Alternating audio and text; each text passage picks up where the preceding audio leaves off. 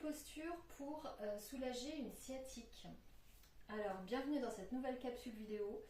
Je tente de répondre à cette question pour soulager la sciatique. Vous avez été plusieurs à me poser ce genre de questions sur des problématiques notamment liées au bas du dos.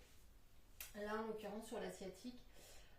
Sachant que ce que je vais proposer en yoga, ça peut être super efficace et ça va l'être encore plus si c'est pratiqué en début de crise ou quand tu commences à ressentir une gêne, une douleur, un pincement, parce que bien souvent c'est en fait une sensation de gêne et c'est un pincement qui se crée au niveau de la zone du sacrum, soit entre les lombaires, le sacrum, la sacro-iliaque. Et puis c'est quelque chose qui ensuite va irradier tout au long du fessier, peut-être même tout au long de la jambe. Et l'idée avec le yoga, ça va venir être de créer de l'espace dans cette zone pour que le nerf ne se retrouve plus coincé. Donc il y a pas mal de choses à faire qui peuvent vraiment soulager, mais je reclarifie quand même, ça n'exclut pas une consultation, une visite chez l'ostéo, ou des examens un petit peu plus poussés en fonction de la douleur. Ce qui est très très utile pour soulager une sciatique ou un début de sciatique, c'est la sangle de yoga. Aujourd'hui, tu auras besoin de la sangle, une chaise, je suis sûre que tu as une chaise chez toi. Et puis, alors là, j'ai prévu un bolster, mais ça peut être un gros coussin, une couverture que tu replies pour avoir une petite épaisseur de cet ordre-là. Alors, le premier exercice, ça va être avec la sangle. Donc, tu vois, j'ai la boucle qui est faite. Je vais l'agrandir, cette boucle. À peu près comme ceci. On va s'allonger sur le dos. Une fois allongé sur le dos, on va commencer par ramener un genou vers soi. Donc là, je vais ramener mon genou droit et je vais passer la sangle autour de mon genou. J'ai même le pied qui passe par-dessus. J'ai de ce fait la sangle qui vient au niveau du pli de l'aine. L'autre partie de la sangle, je vais venir la placer sous mon pied gauche, l'autre pied, que je vais tendre. Donc je vais tendre ma jambe gauche. Je monte un peu. Je vais me retrouver comme ceci. L'idée, ça va être de ramener le genou vers soi et de tendre la jambe opposée. En mettant la sangle en tension. Donc là, il faut que je serre un peu plus ma sangle, c'est pas suffisant. Je maintiens mon genou et quand je tends ma jambe gauche, ma jambe de terre, je dois sentir que ça vient tirer ici ma hanche droite vers l'avant. Il ne faut pas hésiter à rajouter un peu de tension. Tu passes sous le talon. Attention à ce que la boucle ne soit pas au niveau de la peau, mais dans le vide, comme ça ne te gênera pas. Et là, les épaules relâchées. Tu relâches le pied et tu viens respirer. Là, en fait, déjà rien que ça va créer de l'espace dans le bas du dos.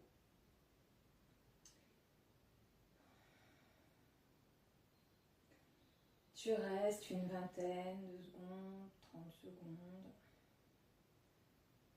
Tu ajustes la tension de la sangle si besoin.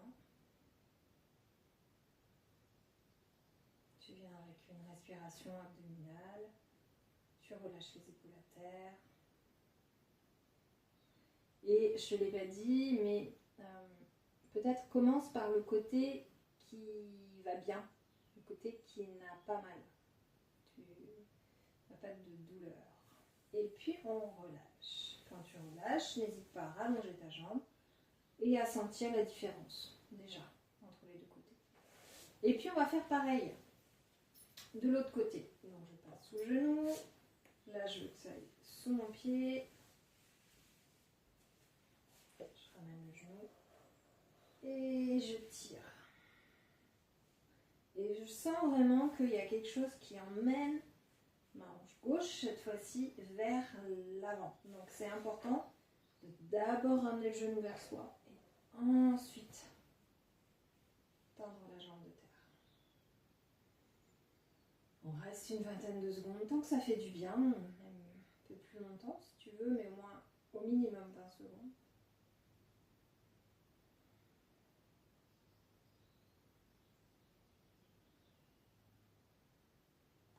Si cette jambe de terre là, elle n'est pas complètement tendue, c'est pas grave. Ce qu'on veut juste, c'est l'utiliser pour créer une tension, pour tirer la hanche gauche vers l'avant.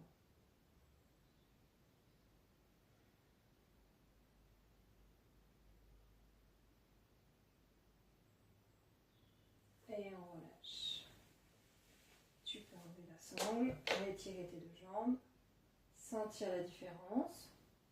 Là, ensuite, ça va être de venir étirer l'arrière des jambes, au niveau des ischio-jambiers, des mollets.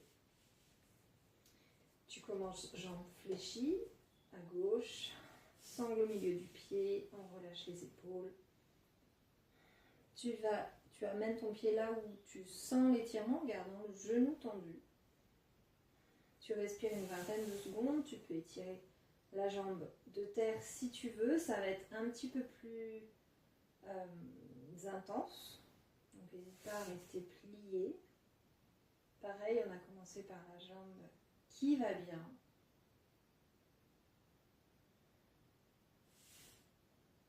Et puis on change de côté.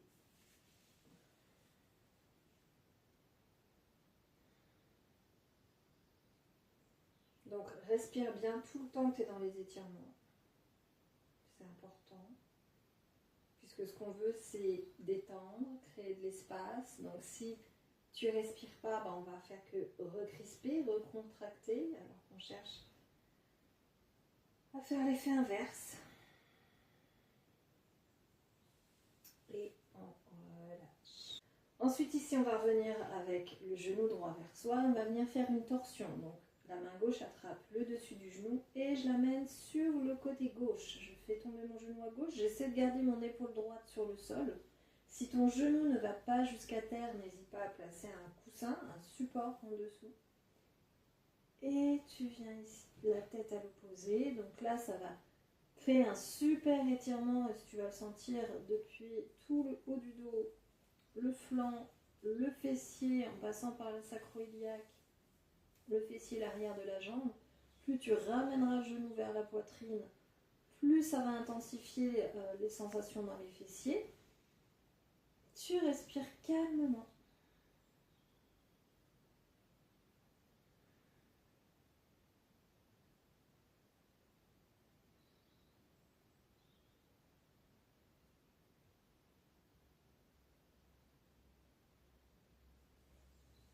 Et on revient tranquillement sur le dos. On se replace, on replace son bassin dans l'axe de la colonne pour venir faire la même chose de l'autre côté. Je saisis mon genou gauche, je l'amène vers la droite, donc je passe sur le tranchant externe du pied droit, le fessier gauche se soulève, c'est normal. L'épaule gauche reste à terre. Je peux placer un support, un coussin ici, si j'ai besoin. Et puis n'hésite pas, si tu peux, c'est pas obligé, à ramener ce genou vers toi. Tu vas voir, la sensation va être un peu différente.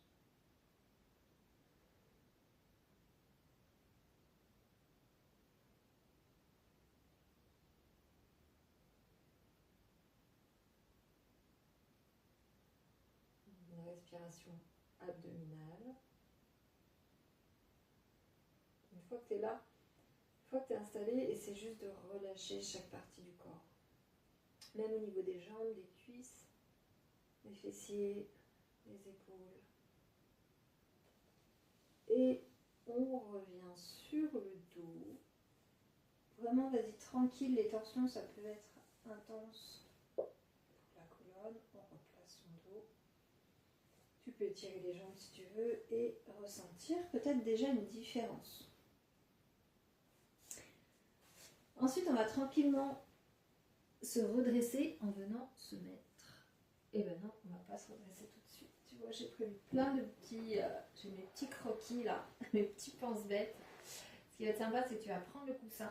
On va rester au sol pour l'instant. Alors, je me place. Je plie mes genoux, on va soulever le bassin. Et puis on va placer le coussin sous le sacrum. Et je le redépose dessus. Parfois, on fait la même chose avec des briques. Là, on va faire une version un peu plus confortable. Je place le coussin ici, donc pas au niveau des lombaires, hein, pas là, parce que là, en fait, tu vas juste creuser le dos, ton coccyx, il va vouloir redescendre vers le bas. Donc plutôt sur le dessous des fessiers, pour que, en fait, ça crée une légère bascule du bassin et que tu sentes que le bas de ton dos, il est plutôt attiré vers le sol. Tu vois, ça met ton bassin en rétroversion. Et puis tu peux rester comme ça. Déjà dans un premier temps, quelques secondes. En ayant bien installé cette bascule. Et ensuite on va ramener un genou, puis le deuxième vers la poitrine.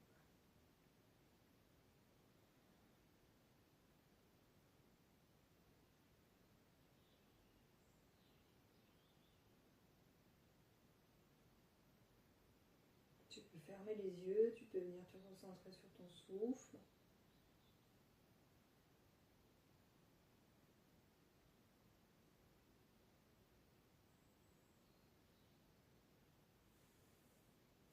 Pour sortir d'ici, on peut reposer le bout des pieds à terre, repousser le coussin pour ramener tout le dos sur le tapis. On va passer sur le côté. Cette fois-ci, on va tranquillement venir se redresser. Donc, et puis on va prendre la chaise que l'on va venir placer comme ceci près d'un mur. Donc on a commencé à étirer pas mal ce bas du dos, le sacrum, la sacro-iliaque, d'un côté, puis de l'autre, puis les deux. Maintenant on va venir se redresser. On va placer ici la jambe qui est côté mur, près du mur. Je vais venir me caler contre le mur. Les chevilles sous le bassin, la cheville ici sous le genou. Tu peux placer un bloc, non, allez, on va se plaquer contre le mur carrément. Ici, le bras droit, pour le coup pour moi, va monter vers le ciel. Tu vas inspirer, tu vas te grandir, tu vas aller chercher le plus haut possible. On va allonger de ce fait le dos. Mon autre main, je peux la placer d'abord sur le genou. Je vais tourner la poitrine face au mur et je vais venir prendre appui avec mes mains sur le mur. De cet appui, surtout avec ma main de derrière, là, je vais faire tourner ma poitrine et mes épaules vers le mur. C'est important de continuer de se grandir et de rester dans son axe vertical. Donc, je ne vais pas en arrière, je ne pars pas en avant. Je suis vraiment dans mon axe. On relâche les épaules. On respire. Donc j'ai commencé du côté droit en imaginant que j'avais mal du côté gauche. Je commence du côté qui va bien. Une vingtaine de secondes, puis on revient tranquille. On repose le pied à terre. Et on vient faire pareil de l'autre côté. On prend le temps d'installer ses appuis, ses pieds, ses jambes, ses genoux. On monte le bras, on inspire. On tourne.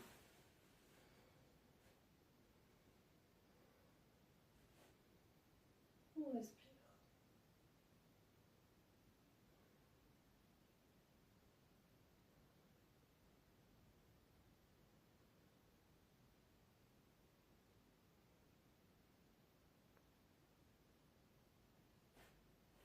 On revient tranquillement. Et on repose les deux pieds à terre. Ensuite, on va garder la chaise que l'on va replacer devant soi. On recule les pieds, pieds parallèles, largeur bassin, donc extérieur des pieds parallèles au bord du tapis, si tu as un tapis. Ici, les mains à plat. On va laisser les mains glisser sur la chaise en gardant le bassin au-dessus des chevilles. L'idée, ça va être d'allonger son dos au maximum. Donc si jamais ça tire trop à l'arrière des jambes et que tu te retrouves dans une position un petit peu comme ceci avec le dos bombé, tu n'hésiteras pas à plier les genoux, à basculer le coccyx et le sacrum vers le plafond pour permettre à ton dos de s'allonger. Relâche la tête, le regard est sur les chevilles. On respire une vingtaine de secondes.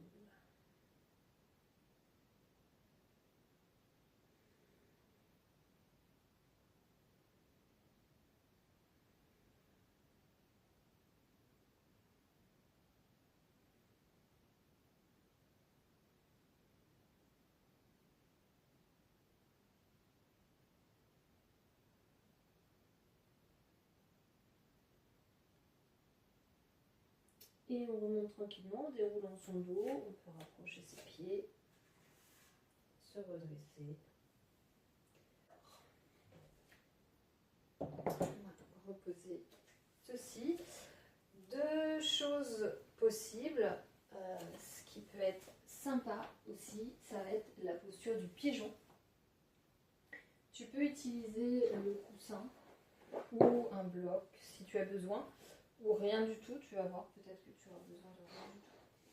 Donc, mon côté qui va mal, on a dit que c'était le gauche. Imaginons, je commence à droite. J'avance mon genou droit. Je bascule mon pied vers la gauche. Je recule le genou gauche vers l'arrière, le dessus de la cuisse gauche vers l'arrière. Là, à nouveau, comme dans les premiers exercices qu'on a fait, on va venir étirer la sacro-iliaque. L'idée, c'est donc de garder les deux hanches en direction du tapis, donc de ne pas se retrouver assis sur le fessier droit. Donc peut-être que le fessier restera bien soulevé, que tu ne pourras pas descendre complètement, auquel cas tu n'hésites pas à placer un support et venir t'allonger, relâcher vers l'avant. Donc avec ou sans support. Bien respirer, tu peux compter 5, 10 respirations.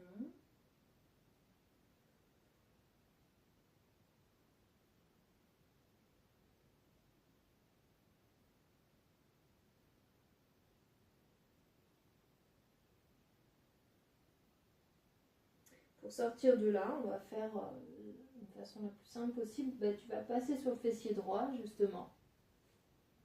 Poser la main et tu ramènes la main gauche vers l'avant. On va venir faire la même chose de l'autre côté. Donc, on démarre genou, on avance, le pied vient à l'opposé. Il peut rester près du pubis ou s'avancer un petit peu. Auquel cas, tu mettras ton pied flex. Tu recules le genou arrière avec le dessus de la cuisse en direction du tapis. De ce fait, ta hanche droite se ramène face au sol. Et tu recules, tu recules, tu recules. Tu stabilises ici. Et quand c'est bon, tu verses vers l'avant. Tu vas voir qu'en versant le buste vers l'avant, l'étirement va venir s'intensifier sur le dessous de la cuisse et dans le fessier. 5 à 10 respirations.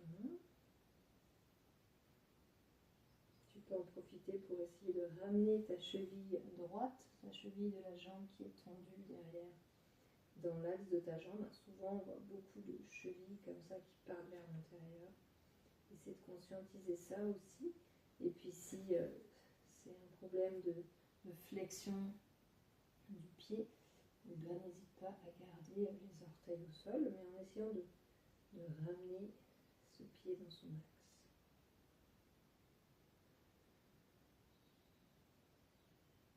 Et vraiment, aide-toi de l'expiration pour relâcher au maximum.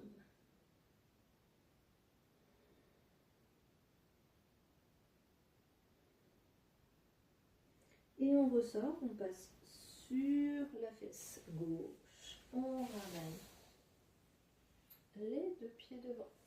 Ce qu'on a fait là, je vais te montrer une autre façon de le faire. Ça va être exactement le même effet, mais peut-être que ça peut être plus accessible pour toi. Tu peux très bien être sur le dos. Donc, tu vois, naturellement, hein, je le fais, mais il faut que je t'explique quand même. J'ai soulevé mon bassin, j'ai ramené mon sacrum, mon coccyx vers l'avant et j'ai redéposé mon bas du dos sur le tapis. Essaie de prendre cette habitude-là quand tu t'installes et puis après, pouf, tu relâches ton bassin en position neutre. Mais au moins, tu ne vas pas te retrouver avec des lombaires tassés, avec un dos creux. On vient placer le genou droit vers soi, la cheville droite sur la cuisse gauche. On va pousser le genou droit vers l'avant. En tout cas, l'inciter à aller vers l'avant. Je viens saisir l'arrière de ma cuisse gauche et je ramène vers moi. On peut attraper sous la cuisse, on peut attraper au tibia. Un bras passe à l'intérieur entre les deux jambes, l'autre bras à l'extérieur. Les épaules relâchées. Tu peux fermer les yeux, relâche tes chevilles et juste avec tes bras, ramène vers toi. On a le même étirement des fessiers que l'on a dans la posture précédente. Donc 5 à 10 respirations.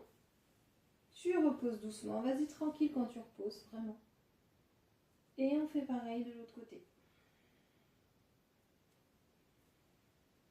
Peut-être qu'il y a un côté qui va être plus facile que d'autres. Là, moi c'est le cas. À gauche, je sens que c'est moins mobile dans la hanche. N'hésite pas à attraper le dessous de la cheville, à aller moins loin si tu ne peux pas aller jusque-là.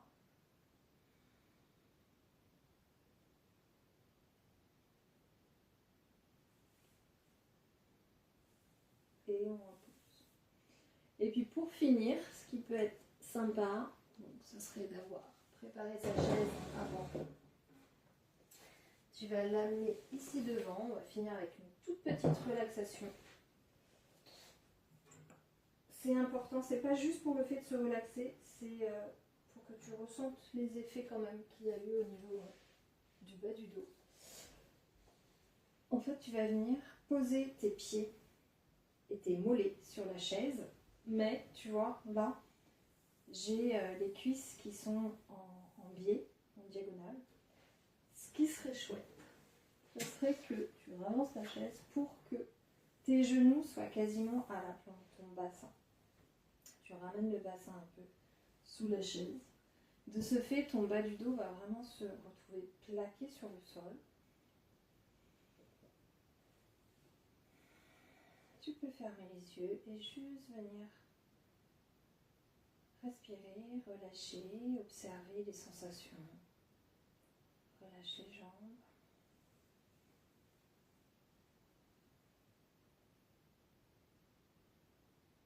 Relâche le ventre.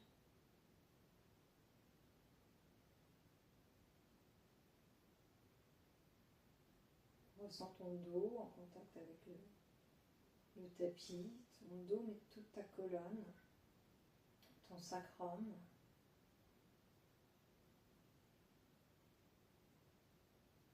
Ressens les espaces qu'on est venu créer, retrouver.